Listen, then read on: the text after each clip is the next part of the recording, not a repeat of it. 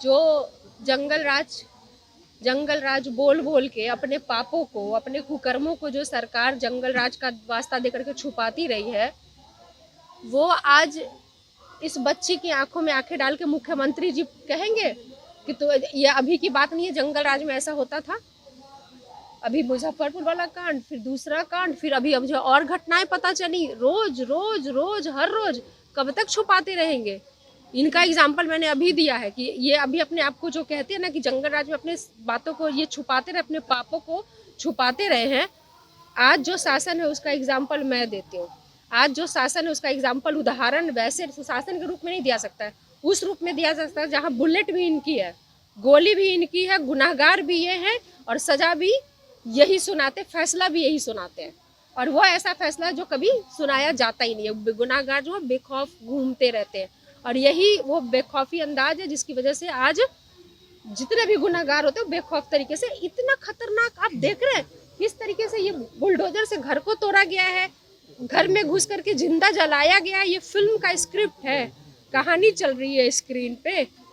ये सुशासन की सरकार जो अपने आप को कहती है, ये 16 साल का यही सुशासन का सरकार है। ये ना सुपरहिट फिल्म जो है ना, ये दे रही है हर रोज एक एक वोटर को वोट के बदले में मौत दे रही है ये सरकार। घटनाएं घट रही हैं, आपको नहीं लग रहा है कि यहाँ पुलिस हो या जो भी हो, वो सिर्फ ऊपर के आदेश का पालन करती है, उनके इशारों पे चलती है। वरना ऐसा नहीं होता कि 5 मिनट के रास्ते में पुलिस और वो घटनास्थल पे ना पहुंचे। ये बिना ऊपर के इशारे से नहीं चलता। ये भू माफिया या ये किसके, ये सरकार के द्वारा पनपाए गए होते हैं। इनके सरकार के संरक्षण में ये पनपते हैं और उनके ही संरक्षण का परिणाम है ये हादसा। अभी बचा कौन है? पिता पहले मर चुके हैं। ये केस आज से नहीं चल रहा है, उसी दुख में इनके पिता की मृत्यु पहले हो चुकी है। एकमात्र कमाने वाला इकलौता भाई को जला के मार दिया गया। एक गर्भवती इनकी जो बहन थी, 8 महीने का बच्चा था, वो उसके शहीद पे जला करके मार दिया गया। क्या कहने सुनने को है? ये दिख रहा है, ये कहाँ, ये क्या इतने बड़े हादसे के बाद यहाँ पर उन्हें नहीं आना चाहिए था पीड़ित परिवार से मिलने के लिए? संवेदना नहीं है, मर चुकी है। घटना को अंजाम दिया गया है। बिल्कुल दिया गया है, क्यों नहीं दिया गया है? इसमें कहने और सुनने और पूछने वाली तो कोई बात ही नहीं रह गई है ना। न्याय कैसे मिलेगा? क्या होगा मैम? न्याय कैसे दिलवाएंगे? हम लोग विपक्ष में हैं। हम लोगों ने हमेशा अपनी लड़ाई रखी है, सड़क से लेकर के सदन तक लड़ने का काम किया है। जो एक हम लोग क्या कर सकते हैं, विपक्ष में एक आवाज, मजबूत आवाज बन सकते हैं।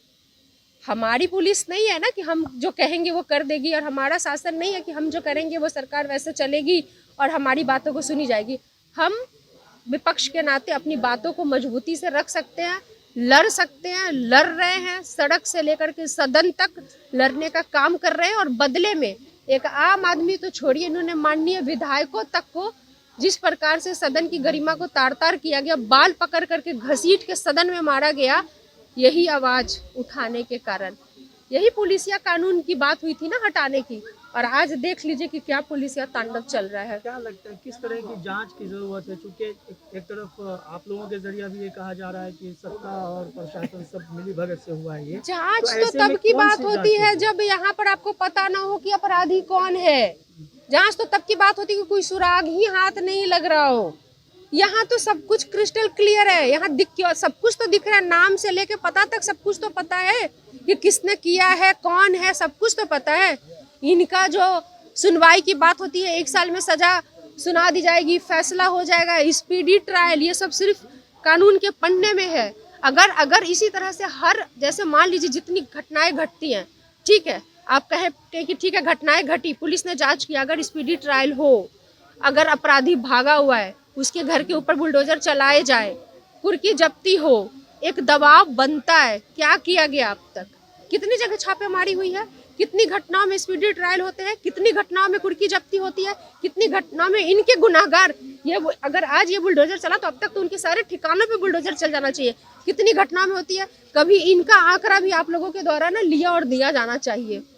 ये क्या सिर्फ कानून के पन्ने में रहेगा स्पीडी ट्रायल? इन्होंने किया है, हम उन नेताओं की तरह बात क्यों करें? हाँ, हम ये मांग करते हैं, अरे मांग तो सब कर रहा है। अभी एमएसयू भी बैठे हुए बेचारे भूख हड़ताल पे, सब लोग जेन्युइनली सब कंसर्न है। जो घटना घटी है हृदय विदारक, उनको सुनना ही नहीं है।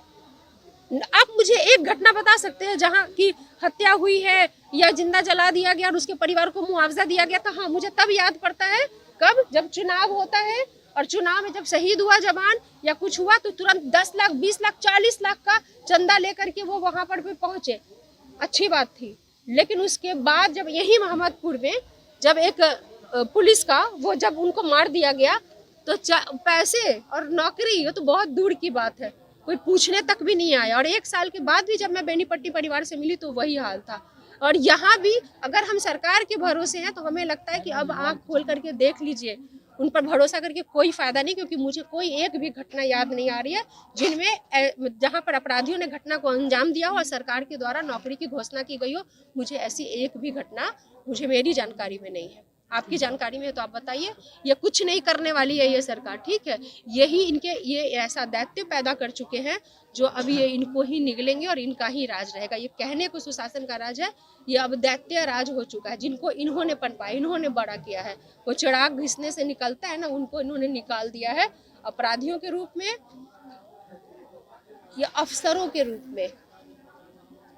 जो ये चल रहा है ना, ये आम जनता का राज नहीं है, ये अफसरों का राज है। ये एकमात्र इकलौता है बैठे हुए ऊपर में जिनके इशारों पे अफसर की राज चल रही है और इस तरह का गुंडा राज चल रहा है। अब तो इनके हाथ में भी नहीं है। मैं तो यही कहना चाहती हूँ कि अब मुख्यमंत्री जी के हाथ में भी नहीं है।